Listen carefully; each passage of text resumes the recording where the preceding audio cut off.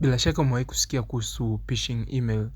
Hizi phishing emails ni email zile ambazo hackers humtumia mtu au taasisi kwa lengo la kuchukua taarifa muhimu kama password na username. Lakini pia hizi phishing emails zinatumwa kwa taasisi au kwa mtu wa kitengo cha IT kwenye taasisi fulani kwa lengo la kucompromise system. Yani wakituma file email ambayo ina attachment ndani yake ambayo ina file, then ukidownload unakuwa umeingiza malware kwenye system yenu. Sasa leo nataka nikuonyeshe vitu ambavyo vinaweza vikakufanya uwahi kugundua phishing email. So nitakuja kwenye hii website inaitwa Phishing Quiz ya Google.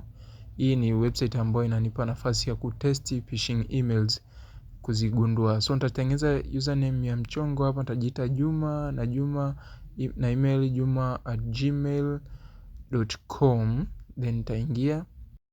Baada ya kuingia nitapokea email ya kwanza kutoka kwa Luke Johnson ambaye amenialika kuedit hii document.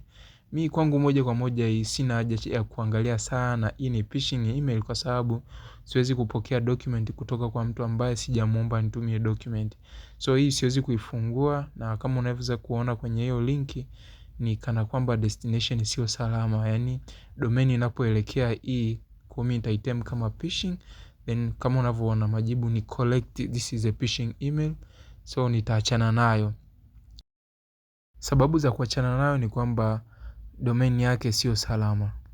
Then nitapokea email nyingine kutoka, email imetoka Coca-Cola, ni tangazo la blender. Hii email haina haja ya kuangalia sana. Mtumaji ni Coca-Cola lakini email haieleweki. So mimi moja kwa moja hii ni phishing, then nitaireport kama phishing. Hapa nita click, then ni kweli collect, hii email sio sahihi. Then nitapokea email nyingine hapa kutoka, hii inatoka Dropbox. Hii inanitaka kulipia storage. Nikicheki haraka haraka hapa email iko sahihi. Ujumbe sio mbaya, uko sawa.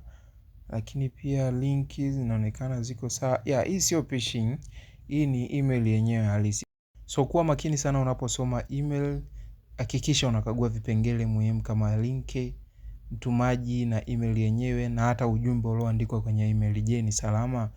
Tofauti na hapo utaingiza taasisi au wewe mwenyewe kwenye matatizo.